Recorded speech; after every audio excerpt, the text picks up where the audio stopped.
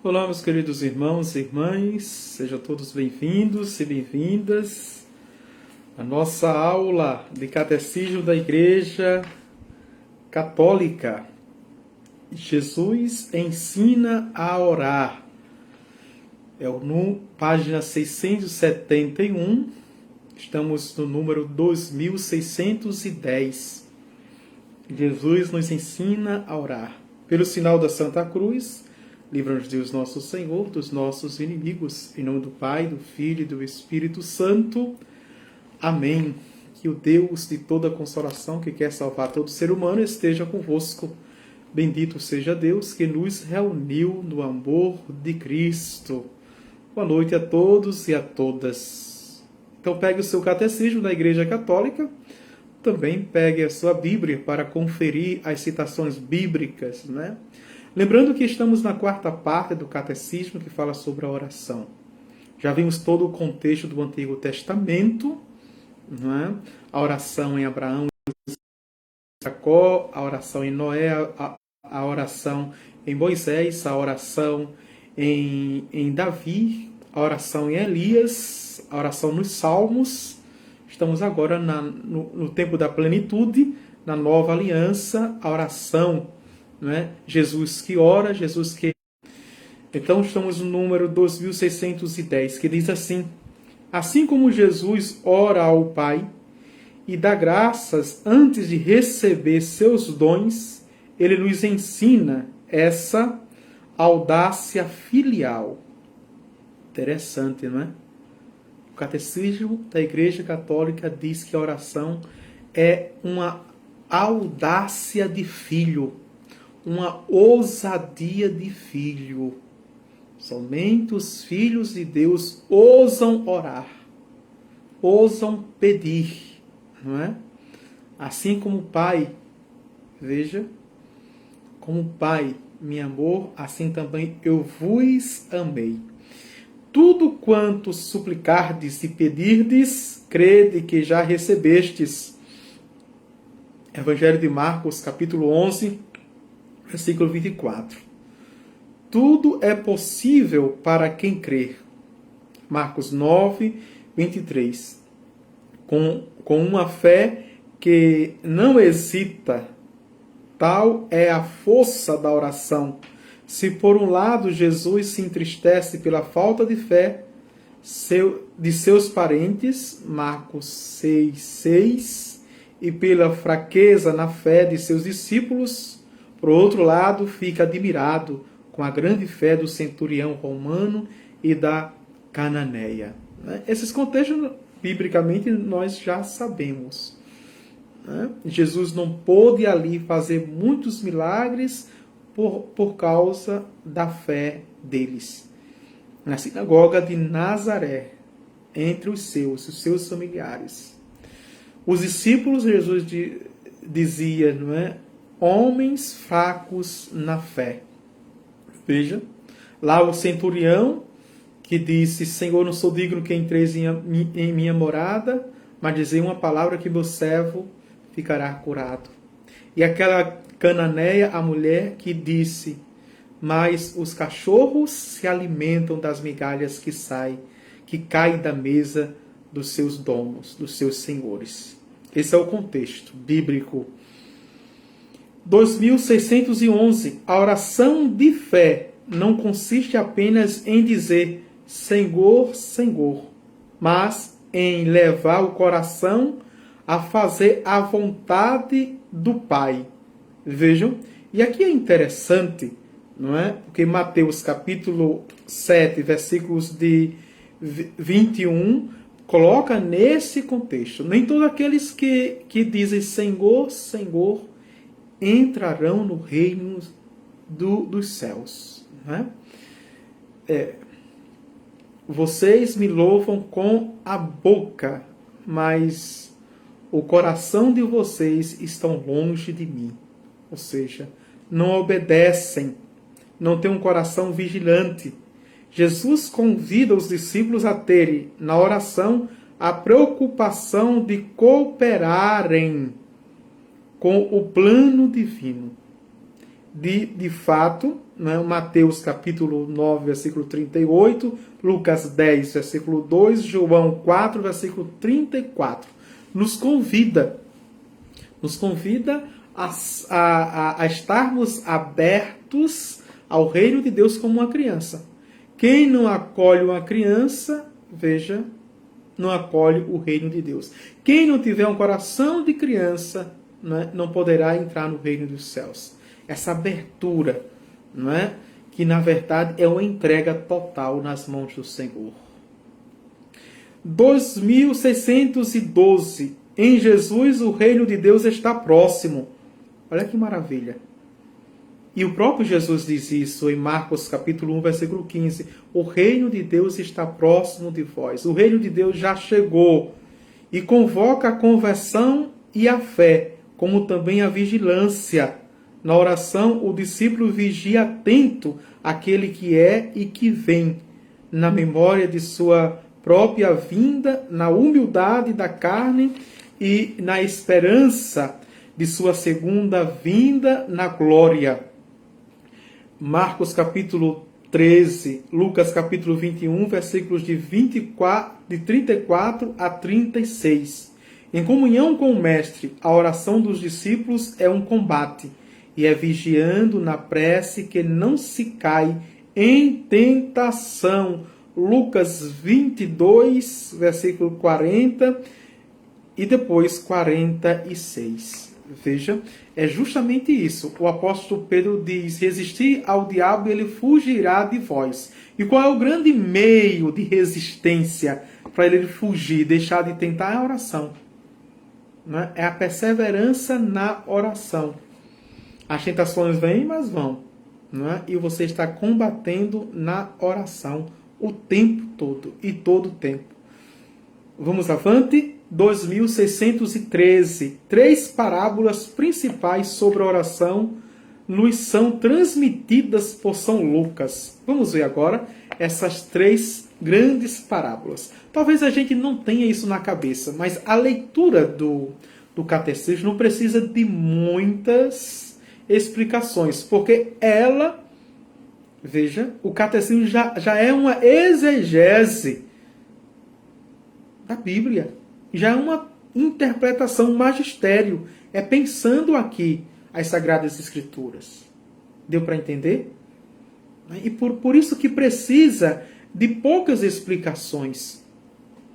Quem já tem os textos bíblicos na cabeça, não é? O texto do catecismo só vai ampliar, incrementar, veja, não é? E dar o contexto do magistério da Sagrada Tradição. Vamos avante? A primeira, o amigo importuno, não é? E aqui está para Lucas 11, capítulo 11, versículo de 5 a 13. E veja o que o catecismo diz desse texto. Convida a uma oração persistente. Já é uma interpretação. Não é? Batei e se vos abrirá. Aquele que assim ora, o Pai do céu dará tudo o que precisa, sobretudo o Espírito Santo, que contém todos os dons. Atenção aqui, não é? O que é mais sublime, o que é mais pleno, o que é mais perfeito você pedir na oração não são bens, coisas materiais, mas é pedir o Espírito Santo, que é o que? O que diz o catecismo, veja, que contém todos os dons, contém todos os carismas. Todos. Então, pedir o Espírito Santo. Pedir o Espírito Santo é ter a plenitude de todas as coisas.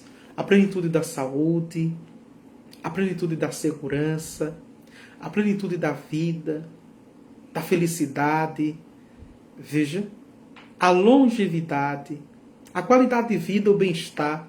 Ter a plenitude, o Espírito Santo. Vinde Espírito Santo. Deveria ser a nossa primeira oração ao acordarmos, né? A tomarmos uma atitude, uma decisão, fazer uma opção, um discernimento. Vinde, Espírito Santo, enchei os corações deste fiel, dos vossos fiéis. Vinde, Espírito Santo.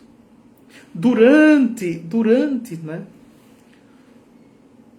Os problemas, as dificuldades, as lutas, os desafios, os embaraços da vida, a confusão, pensamentos turvos, diante do estresse, veja, das aflições.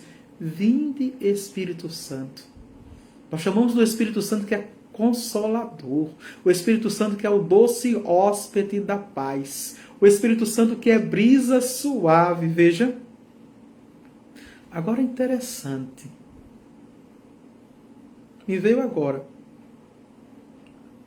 Pedirmos o Espírito Santo quando formos dormir. Esse é um mistério. O mistério do sono. Nós nos apagamos. Nós nos desligamos. Estamos vivos. O nosso organismo, o cérebro fica vivo. Todo o nosso organismo, não é? Vivo. Mas eu fico inconsciente. Não sei para onde eu vou. E não sei se eu vou voltar. Vinde, Espírito Santo. Vem cuidar de mim. Quando eu não sei, veja, aonde eu estou. Vinde, Espírito Santo. Quando eu não sei para onde eu vou, vinde, Espírito Santo. Como Deus, a terceira pessoa da Santíssima Trindade. Invocar o Espírito Santo antes de dormir é querer estar no colo de Deus. É querer entrar no âmago de Deus. Lugar melhor, não é? Não existe. Lugar melhor não há. A segunda parábola, a viúva importuna, né? E o contexto é justamente Lucas capítulo 18, versículo de 1 a 8, em que o juiz diz assim, veja, não é? Eu não respeito nem a Deus. Esse juiz está acima de tudo. Mas ele pensa, eu vou resolver o problema desta mulher, desta viúva. Para ela, não me importunar mais. Jesus nos ensina na oração que sejamos oportuno e inoportuno na oração. A perseverança na oração. Em tempos bons e em tempos ruins. Não é? Em toda a adversidade, orar. E a exegese dentro dessa parábola do catecismo focaliza uma das qualidades da oração. É preciso rezar sempre sem esmorecer, com a paciência da fé. Mas quando vier o Filho do Homem, acaso encontrará na terra a fé? Acaso encontrará a fé desta viúva? Veja, a fé que não deixou de bater na porta desse juiz. A gente não sabe os dias, a gente não sabe os meses, a gente não sabe os anos. A gente não sabe as décadas que ela ficou pedindo. Será que você já se cansou de pedir a Deus? Será que você já se cansou de buscar os seus sonhos, os seus projetos, os seus ideais? Será que você já se desesperou? Quais são os seus anseios? Não deixe, veja, que as suas ansiedades atrapalhem os seus anseios. Porque muitas vezes as nossas ansiedades atropelam os nossos anseios. São coisas diferentes. Ansiedade é desequilíbrio da pressa. Anseio são sonhos da alma, são projetos da alma. Vamos avante, não é? Temos a terceira parábola neste número, 2613, o fariseu e o publicano. Está em Lucas, capítulo 18, versículo de 9 a 14. Refere-se à humildade do coração que reza. Vejam, meu Deus, tende piedade de mim, pecador. Essa oração a igreja constantemente torna sua. E nós já começamos a Santa Liturgia, a Santa Missa, dizendo isso, né? Kyrie eleison. Christe eleison. Kyrie eleison. Senhor, tende piedade de nós. Cristo, tende piedade de nós. Senhor, tende piedade de nós. É a oração do humilde. Aquele que batia no peito e não tinha a ousadia, a audácia de olhar para o Deus tão grande, o Altíssimo, o Rei dos Reis, o Senhor dos Senhores. No entanto, o fariseu de pé, perceba que o publicano estava de joelho, de cabeça baixa, batendo no peito. E o fariseu de pé, de cabeça erguida, talvez as mãos também levantadas. Nem sempre, quando você levanta a sua mão, você está louvando a Deus. O fariseu estava com as mãos erguidas. Eram mãos soberbas. Eram mãos, não é? Erguidas a todos, de uma fé prepotente ao suficiente, de uma fé da vanglória. Na verdade, as mãos erguidas do fariseu, viu? Estou dizendo fariseu. As mãos erguidas era o alto louvor, o reconhecimento. Eu pago o meu dízimo, eu rezo 3 vezes por dia, não é? Eu faço caridade, eu. No centro de tudo, do templo, eu. No centro da fé, eu. No centro da espiritualidade, eu. Veja, de tudo. Cuidado para não ter uma espiritualidade dessa, uma fé dessa, que subjuga, que condena. Porque não sei se você tem um texto na cabeça, mas aproveite, se você está com o catecismo, está aqui, não é? Está aqui no catecismo. Que diz justamente, não é? Lucas 18, de 9 a 14. Eu não sou como este aqui, esse pecador, esse miserável. Não é? Cuidado, para que você não tenha uma fé, ou eu mesmo, Padre Adivânio, não é? Uma fé que condena, uma fé que julga, uma fé pretensiosa. Vamos avante, 2614. Quando Jesus confia abertamente a seus discípulos o mistério da oração ao Pai, revela-lhes qual deverá ser sua oração e a nossa. Quando ele voltar para o Pai, em sua humanidade glorificada. A novidade agora é pedir em seu nome. Isso é extraordinário. João 14, 13. Pedir em nome de Jesus.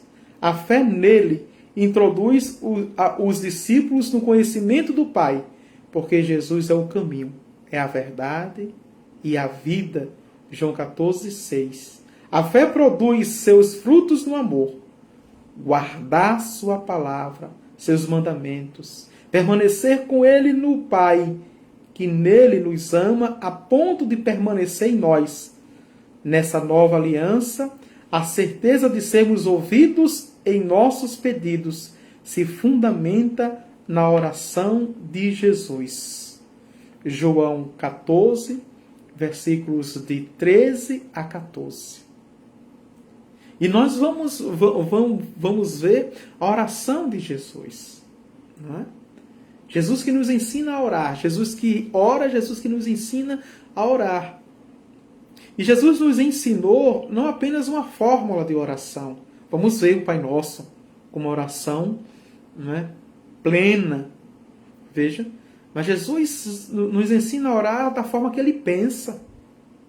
Jesus nos ensina a orar da forma que Ele fala. Jesus nos ensina a orar da forma que Ele age. E por isso, a maior oração, não é? Padre Zezinho tornou música quando ele fala do amor. Mas a gente pode parafrasear dizendo: rezar como Jesus rezou. Veja. Rezar como Jesus pensou. Rezar como Jesus falou. Rezar como Jesus viveu. Rezar como Jesus sentia. Podemos parafrasear. E aí, a gente vai encontrar no final do dia a plenitude do amor. E quem encontrou naquele dia a plenitude do amor, não tem outro jeito senão exalar um sorriso. Não é? Vamos avante. Vejam. 2615. Mais ainda, o que o Pai nos dá quando nossa oração está unida à de Jesus é o outro Paráclito, para que convosco permaneça para sempre o Espírito da verdade. João 14, 16, 17. Essa novidade da oração e de suas condições aparece no discurso de despedida. João 14, 23 a 26. João 15, 7, versículo 7, depois versículo 16. João 16, versículos de 13 a 15. Depois João 16, versículos de 23 a 27.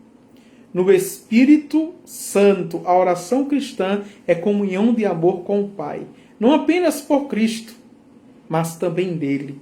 Até agora nada pedistes em meu nome. Pedi e recebereis, e vossa alegria será perfeita. João 16, 24. O mesmo Jesus nos ensina para que peçamos ao Pai em seu nome. Em nome de Jesus. Tudo isso vos pedimos veja, no poder do nome de Jesus. Por teu Filho Jesus Cristo, na unidade do Espírito Santo. Terminamos assim as orações litúrgicas. Toda oração litúrgica, não é? Tem essas três dimensões, ou esses três degraus. Começamos pedindo ao Pai, olhamos para o Pai, no Filho, na unidade do Espírito Santo. Sempre assim. A Santíssima Trindade. Pedimos. E por isso que o Pai nos dará, né? Nos concederá o Pai. Vamos ver quantos minutos já estamos. 23. Dá ainda para fazer mais um título. Vamos lá? Para ver se a gente termina esse segundo artigo. Né? Jesus ouve a oração. E só tem um número esse subtítulo. Jesus ouve a oração. Número 2616. A oração a Jesus é ouvida por ele, já durante seu ministério, por meio dos sinais que antecipam o poder de sua morte e ressurreição. Jesus ouve a oração de fé. E aqui é brilhante, porque quem ia até ele, ele exaltava a fé. Vá em paz, a tua fé te curou. Vá em paz, a tua fé te libertou. Vá em paz, a tua fé te exorcizou. Vá em paz, a tua fé, veja, a tua fé te salvou. Jesus vai. Por isso que é preciso pedir com fé. Expressa em palavras o leproso, Jairo, a cananeia, o bom ladrão. Ou em silêncio, os carregadores do paralítico, a hemorraíza, que lhe toca as vestes, as lágrimas e o perfume da pecadora. O pedido insistente dos cegos, filho de Davi, tende compaixão de nós, Mateus 9:12. Ou o filho de Davi, veja, tende compaixão de mim, Marcos 10:47. Foi retomado na tradição da oração a Jesus. Jesus Cristo, Filho de Deus, Senhor, tende piedade de mim, pecador. Quer na cura das enfermidades, quer na remissão dos pecados, Jesus responde sempre à oração que implora com fé. Vá em paz, tua fé te salvou. Meu irmão, minha irmã, cuidado para não estarmos fazendo orações mecânicas. O dever da oração não nos pode roubar a fé. Não. Eu tenho um dever, me desculpe dizer, eu tenho a obrigação de orar, de rezar. Mas eu não tenho que fazer mecânico. Eu não tenho que fazer engessado. Eu não tenho que fazer estático. Entendeu? Eu tenho que fazer no amor, tenho que fazer na fé. A motivação da fé diante do Senhor. Sim, é ela. É esse clamor de fé que chega aos ouvidos e cai muito bem no coração de Deus. E por isso diz Santo Agostinho, não é? Santo Agostinho, ele diz, veja, resume admiravelmente as 3 dimensões da oração de Jesus, que nós vimos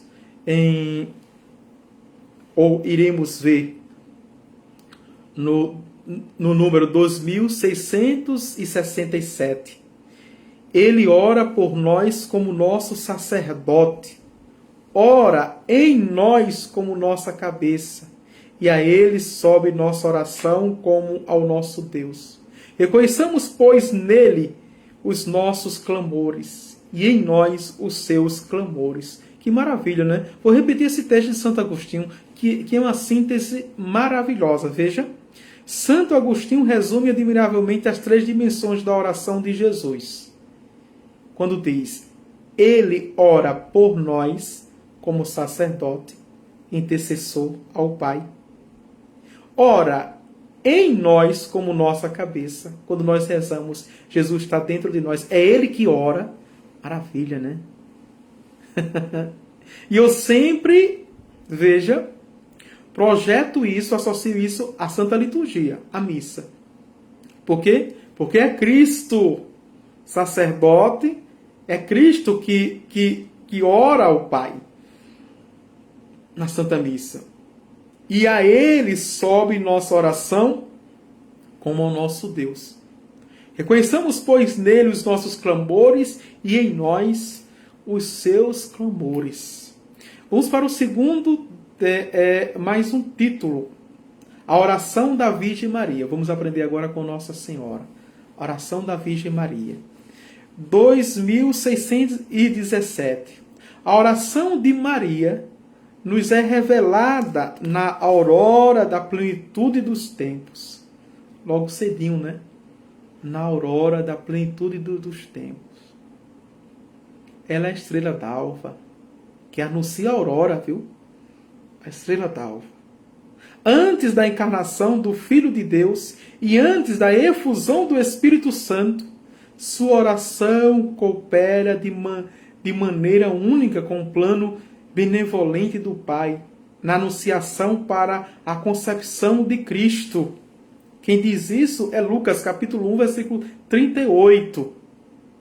Em Pentecostes, para a formação da igreja, corpo de Cristo. Atos, capítulo 1, versículo 14.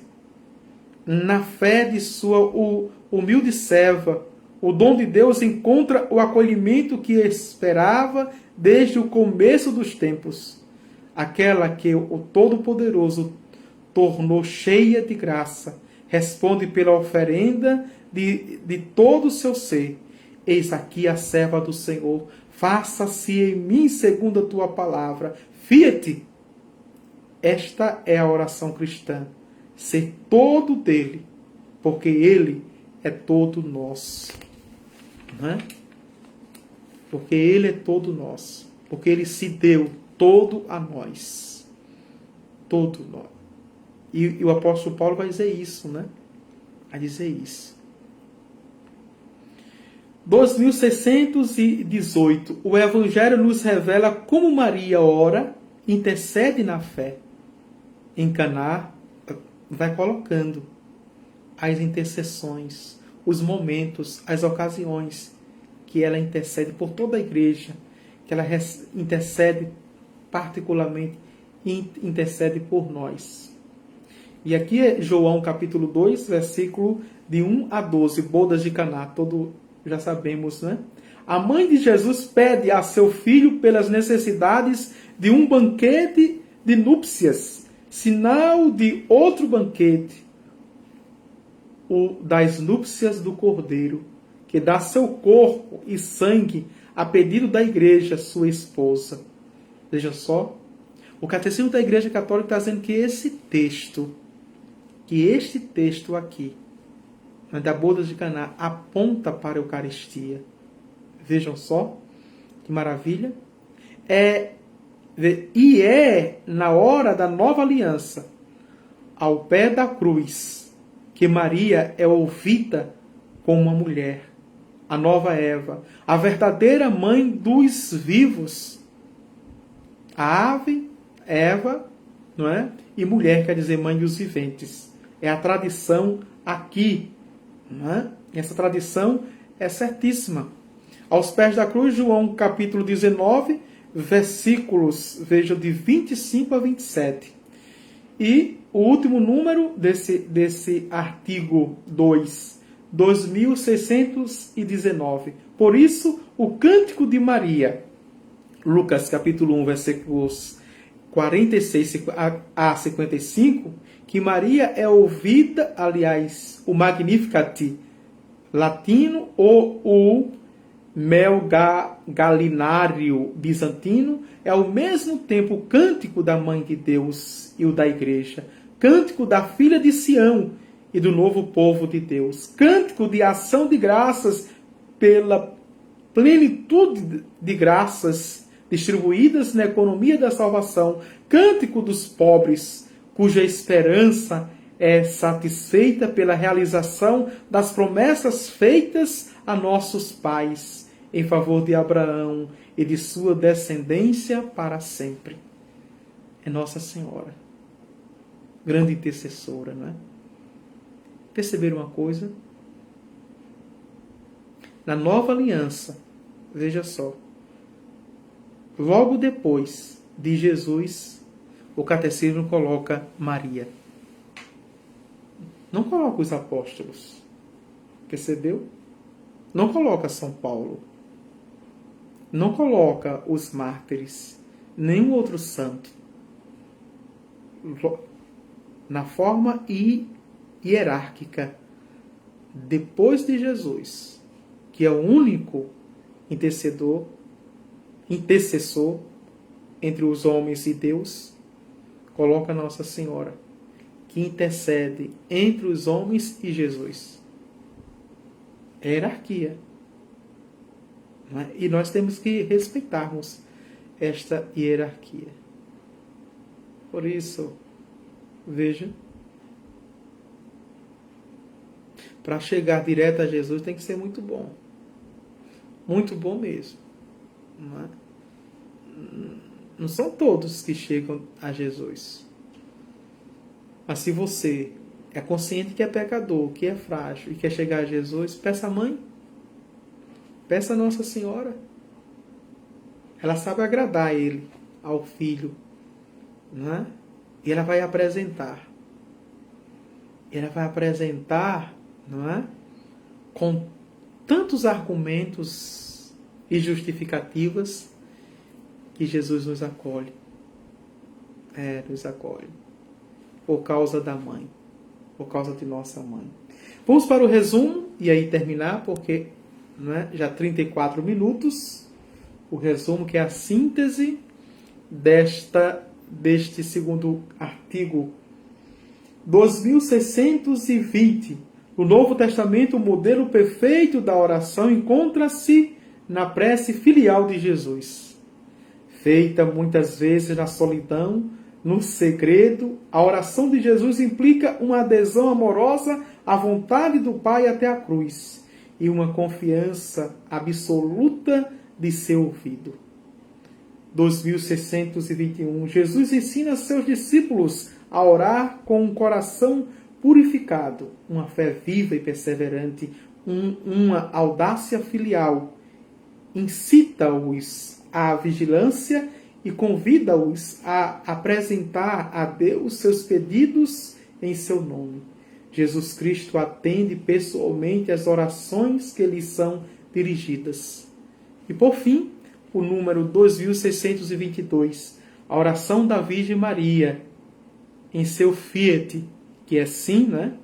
Em seu Magnificat, caracteriza-se pela oferta generosa de todo o seu ser na fé. Todo o seu ser, completamente, sem reserva, viu? Sem reserva, na sua fé. Que maravilha, não é? Vamos passar para o terceiro artigo deste primeiro capítulo, veja, da quarta parte, que é no tempo da igreja, rezar com a igreja. Então, nós vamos ver no primeiro inciso a bênção e a adoração, não é? No segundo inciso, vamos ver a oração de súplica. No terceiro inciso, vamos ver a oração de intercessão. No quarto inciso, vamos ver a oração de ação de graças. No quinto inciso, vamos ver a oração de louvor. E terminamos. Ou seja, neste terceiro artigo, vai nos ensinar os tipos de oração. Os tipos de oração. Quais são as orações que eu faço? Quais são os tipos de oração? Nós vamos ver um por um, tá certo? O Senhor esteja convosco, Ele está no meio de nós. Abençoe-vos Deus Todo-Poderoso, o Pai, o Filho e o Espírito Santo. Amém. Santo anjo do Senhor, meu zeloso guardador, se a ti me confiou a piedade divina, sempre me rege, me guarda, me governa, me ilumina. Amém. Tchau, tchau, boa noite a todos. Até amanhã, se Deus quiser.